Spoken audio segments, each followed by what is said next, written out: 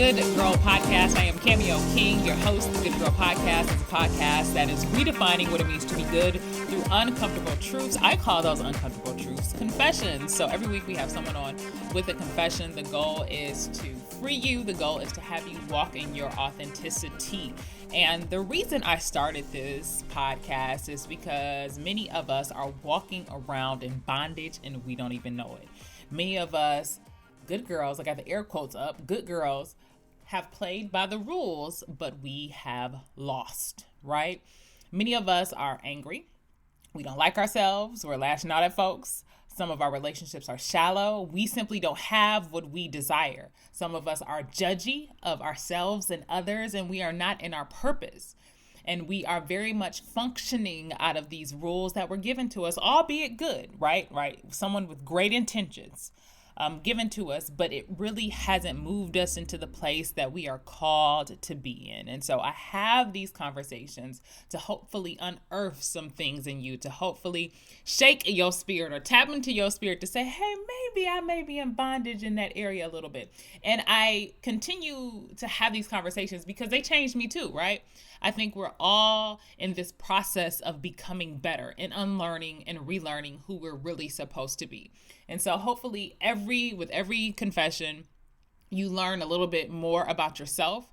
You walk closer in alignment with who you're called to be. You walk closer in alignment with God. And you learn just as much as I'm learning more about what it means to walk freely, what it means to be liberated, right? That is the goal for me. That is the goal. And so this week, the confession is coming from me. I want to make sure first, did y'all catch last week's show? Did y'all catch us on live? It's so I'm so sorry, y'all, if y'all didn't catch the live show. So I didn't say anything about it the week prior to the live show. So if you regularly listen to the Good Girl Podcast, y'all was probably like, what happened? We didn't have a podcast this week. We did. We had it live on Facebook, and I just uploaded the actual live show. It was really dope. It was a show, it was with 3 men and 3 women, all of us single, and we were trying to tackle and get to the heart of how can we date each other with care, right? Because a lot of us get in relationships, or we get in situationships or in the beginning of relationships, and oftentimes we're heartbroken, we're hurt. And that can really throw folks for a loop, right? When you're hurt, that can get in the way of your purpose. That can mess up your whole season. Just so many things can happen. And I think we can do a better job, especially in the climate we're in when it comes to people just running their mouths. And I'm sorry, I don't even want to say this, but when it's men running their mouths, some men running their mouths, and they're just so degrading, demeaning, and have no depth when it comes to the nuances and the realities of relationships between men and women. So I wanted to be a part of that conversation. I wanted to have a fruitful, invigorating conversation between men and women that I think would really be helpful to understanding both how we may view the same thing. And so it is up live, and I want you to go back and listen to it. Tell me what you think. The title, I said all this to say I didn't say the title. The title, because it started with a conversation I was having with one of the panelists, my homegirl Rika, the Single Girls Life coach.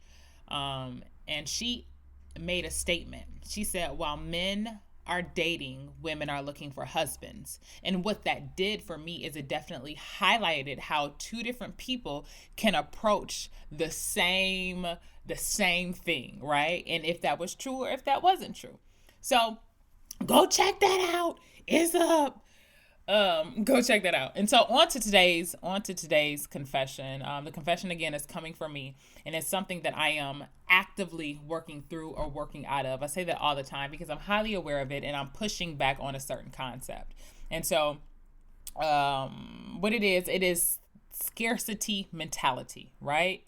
I think scarcity mentality is something that keeps me in bondage. It keeps anybody in bondage. Honestly, it keeps folks from living their best life, enjoying the moment, getting the things we desire. And I'm going to also add, it keeps us from aligning ourselves with God.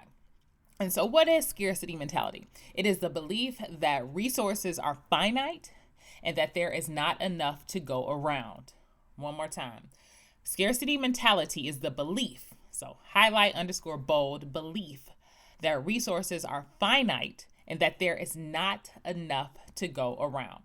And so oftentimes when we hear scarcity mentality, I think one of the first thoughts is money, as though that there aren't enough grants, there aren't enough donors, investors, positions, whatever available for your job or at your job, business, or organization. But I want to expand how we think of scarcity mentality, how we think of that definition, right? And because with the mentality, as with anything, it doesn't function in a silo. It affects every part of our lives, whether we know it or not. And so it's not just money, right? It's also opportunities that are available to us. It's also seats at the proverbial table. It's customers, it's grants, it's people or kids for those of us who are running organizations. It's good men, it's relationships, right? This mentality flows over into every area of our life as though, again, resources are finite and that something is going to run out or there isn't going to be enough. And so here's a quick example. You show up differently, y'all. You do. I do. We've been there. If you haven't, listen to my story. You show up differently in a relationship and you interact differently with a man when you know and believe there are plenty of good men out there, and this one buckethead dude who got maybe 2 or 3 good characteristics and the rest of him is trash, that he ain't the only one, right? Because I've been there. Quick example. This happened a long time ago. One of the first guys, it's funny, I mentioned this on the live too. One of the first guys that did I or didn't I? It may have been like the kind of like after conversations. But anyway, we're here. One of like my first love, we broke up, or he broke up with me. Let's say that he broke up with me. It was mid-20s. So I was kind of like a late bloomer, mid-20s. But when he broke up with me, y'all, right? This was like it was like a Wednesday, I think he broke up with me. And I remember it clearly because I was working in radio. And I think we had a conversation literally while I was at work. So in between the breaks, and basically said, I just don't think, this is a good time, all this other stuff. I was heartbroken. But what he didn't realize and what I failed to realize is that was the weekend of Howard's homecoming, right? I'm a bison. It's you, And so I was... That was a Tuesday or Wednesday. The next day, like I'm all sad at the airport and he calling me all this other stuff, trying to talk. I just didn't pick up the phone. Y'all, as soon as I stepped foot on Howard's campus and I saw all them black men, I swear I wasn't sad. I said, well, my God. I said, there is a God. Because what it was, and that's about the scarcity mentality, I hadn't been around nice looking black men that I was interested in a while. Like he had been it, and where I stayed, it wasn't a lot. And so it shifted my focus that like this was gonna be it. And so that's just a quick example. But my old buckhead silly behind ran right back to him as soon as I came back from Howard's homecoming. But anyway, we here. I learned. Another more specific example also is when someone tells you maybe there is only one pair of a certain shoe you really want, right? So if it's a shoe out there you really want, and someone says it's only one pair left, what you gonna do? You gonna rush to the store? You gonna be out there knocking over grannies? You gonna be whipping out their credit card, whether it's for an online purchase or not? You'll make a hasty decision because you believe that resource is scarce, right? Because if there were 20 pairs of that shoes, you wouldn't even think twice about it. You wouldn't be tripping. You say, I get it tomorrow, or I'll get it when there is a little bit more time for me to pick up the shoe, or I have a little bit more money in my budget, if that's how you do it. So anyway, we tend to make hasty decisions and oftentimes foolish decisions when we believe a resource is scarce. And y'all, I was just talking about shoes, and I know I also gave that example of relationships, but like I said before, it goes so much deeper, right? The scarcity mentality easily has us in bondage, and we don't even know it in our everyday purchases in our relationships, in our jobs, how we function, what we buy, where we spend our time, all of this. And it limits us and we can't even see it. Even I'm thinking about the intangible, right? Love, joy, happiness, peace. And I'm even throwing there good weather. I am from Detroit, and I know for a fact that us folks from Detroit compared to folks in Miami, we act totally different when it's sunny outside, right? Totally different. Because we understand that the sun and the hot weather is something that is hard to come by, or it's only there for a limited amount of time. We don't know, or we don't know how long the sunshine is going to last. And I know there's a difference between scarcity and appreciation, right? You do want to appreciate something, but scarcity is moving and operating and making not smart decisions from a place of fear, and as though it's not going to come back around, or as though that isn't for you. And so that's what I want to address a little bit. That's what I want to bring to the surface. So what type of actions come from this scarcity mindset?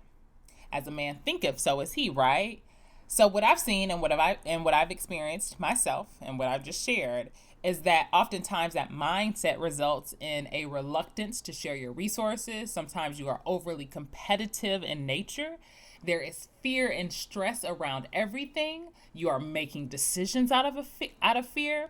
Your mind is always focused on making sure you got yours, or to make sure you have enough. And that is not a good way to live. And I'll never forget, I believe I was sitting in a church and a pastor said, I'm not going to say the pastor's name because I think I'm going to misquote this, and I don't want that to be the case. But I was sitting in a church and a pastor said, "It is not my responsibility to make sure my bills got paid." Now, hear me out. Let me clarify. Let me unpack this because I know that sounds crazy, right? Because I'm pretty sure I said it wrong. But so what I'm saying is that this doesn't mean that I shouldn't work, right? A man that doesn't work, he don't eat, right? This doesn't mean that I'm excused from being a responsible and accountable adult. What it means is that working to pay the bills is not my goal or my focus. If I do what God told me to do, then God will handle it. That was a part of the mind shift, right? It totally shifted my view on my role in getting my needs. Now, this is a little asterisk. Also, this doesn't mean that you ain't gonna work, right? This doesn't mean that God is just gonna come in and fly in and save you, because I want to be sure that I'm not romanticizing this relationship with God. I believe we do have work. Faith without works is dead, but there is an option in how you can work in the space in which you're working from. You can work out of fear if you want to. You can work out of peace, knowing that God will take care of you. And you can also work out of scarcity.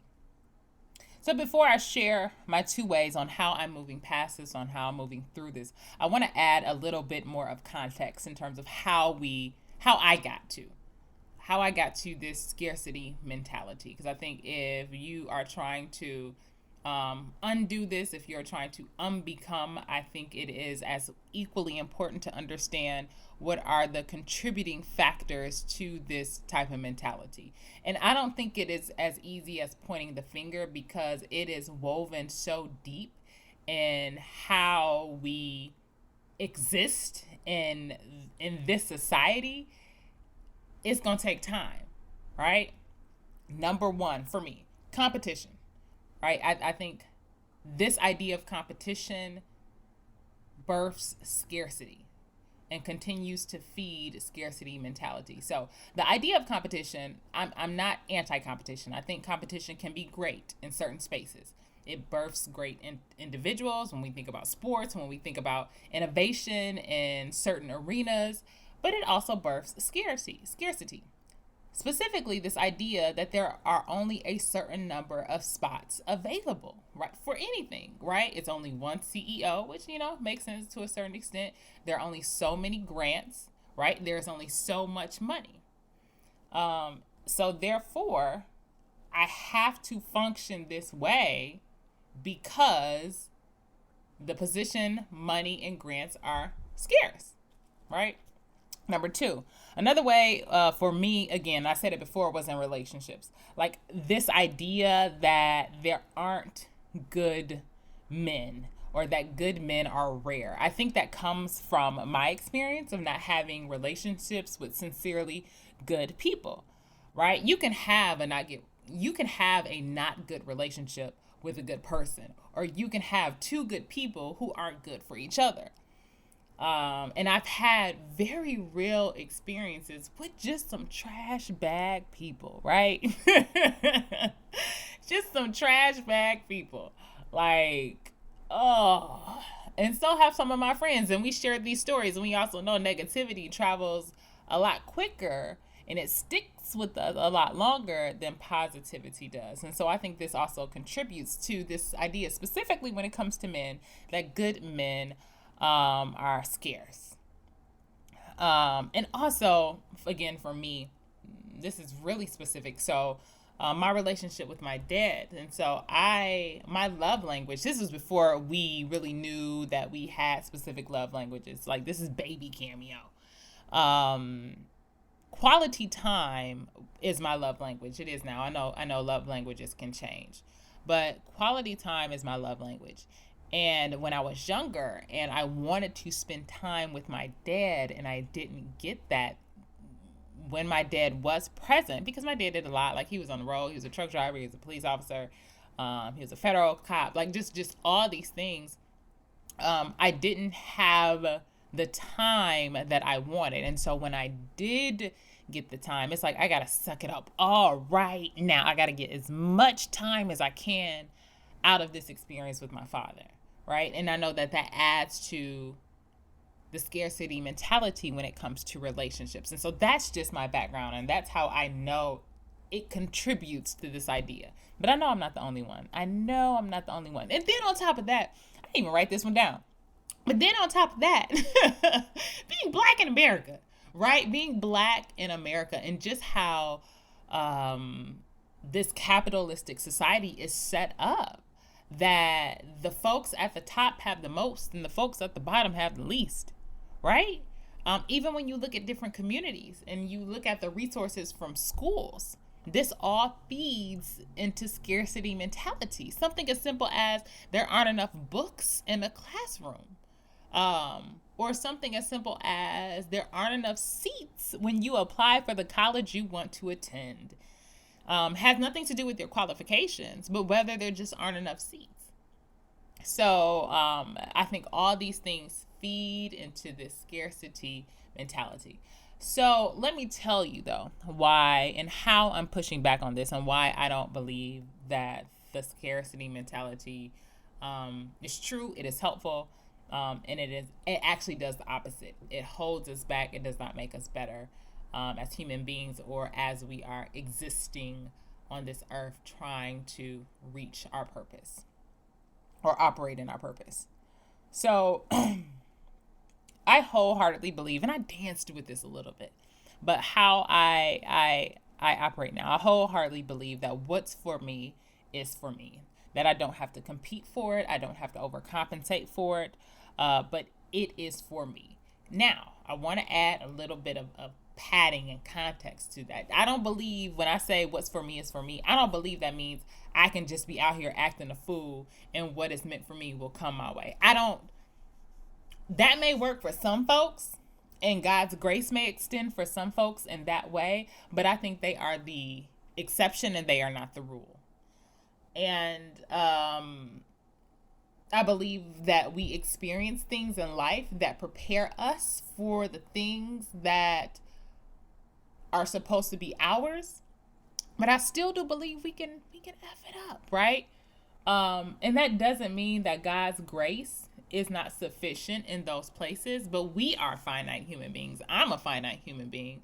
And so if I was supposed to do something when I was 16, I cannot go back in time. God's grace may be sufficient, and he may be the redeemer of time and help a sister out. But I do believe that there are some things that we are called to do in a specific time. But I also believe in God's grace. So what is for me is for me. If I'm doing what I'm supposed to do, if I'm in alignment with God, I will not miss that thing. Now, I'm going to be honest with you. I do have a fear that I'm going to miss it, right? I do have a fear. I don't want to operate from a space of fear, but I do have that fear. I do have a fear that I'm going to miss it. And so sometimes I believe I'm hyper aware. I'm self-aware. But I'm also trying to relax in the fact that God's got me and what's for me is for me. Number 2, I do not serve a God of lack. It makes no sense that the God of this universe, that the God of this world who loves me and wants the best for me, that the God that is sovereign, that has everything at his fingertips, right? If God has fingertips. I don't know if God got fingertips, right? But that he would have me operating or thinking that there isn't enough. Because God is infinite. God is immeasurable. God is inexhaustible. God gives good gifts. God is love. God is a spirit. God is a Holy Spirit. And so why on earth, if God created me and I am an image bearer of God, that I hold God-like characteristics, that there is a part of me that is divine, why would I be operating from a space of lack? The devil is a whole lie. Like for real, that is not of God. Like this scarcity mentality, it is not of God. And it's a hard pushback because, again, like I said before, everything is telling us, everything has told us that there are limitations to our existence. There are limitations to resources. And, to a certain extent it is. Like, I'm human, right? I can't make myself grow an inch, or I can't shrink myself, right? So there are limitations. But when I think about the things we need, like love, joy, money, purpose, creativity, that's limitless. And so I just wanted to share that with you guys, that this is how I am pushing through this, because I really believe that if I don't grab hold of this idea, if I don't learn to let go of scarcity, that I will continue to operate from a place of lack. And you cannot do much with that, right? I can't do much with a closed hand. I can't do much with thinking that there are not enough resources. How will I show up in relationships? How will I show up when a business deal is on the table for me for X amount of dollars? I'm going to look so thirsty and desperate and not be confident in my skills and understanding that what's for me is for me, right? I'm going to show up differently at that table. I will be able to examine. I will be able to decide if this aligns with my core values. I won't be so desperate to get that thing thinking it's not going to come around again. And so walk with me on this journey, y'all, right? What's for me is for me. I got to stay in alignment with God and things will work themselves out. I'm on a high right now. I feel good about this, but I think it's different when you do not have what you want, right? When you've been yearning for something for so long and it seems like it's right in front of you and bam, it's gone. And you're considering, like, this could change my life. Like, this relationship can change my life. This job opportunity could change my life. All these things could change your life. But if you're operating from a place of lack, it's really not a good look. So thank you guys for listening. I hope it helps you. I hope it makes you think differently about how you show up in your relationships, how you show up for yourself, how you show up in your purpose. Because operating from the scarcity mentality will definitely keep you bound. Thank you so much for listening to the Good Girl Podcast. If you love this podcast, be sure to share with someone. Also, make sure you like us on Facebook, and also you're following us on the gram. All right, I hope you continue to believe in the good.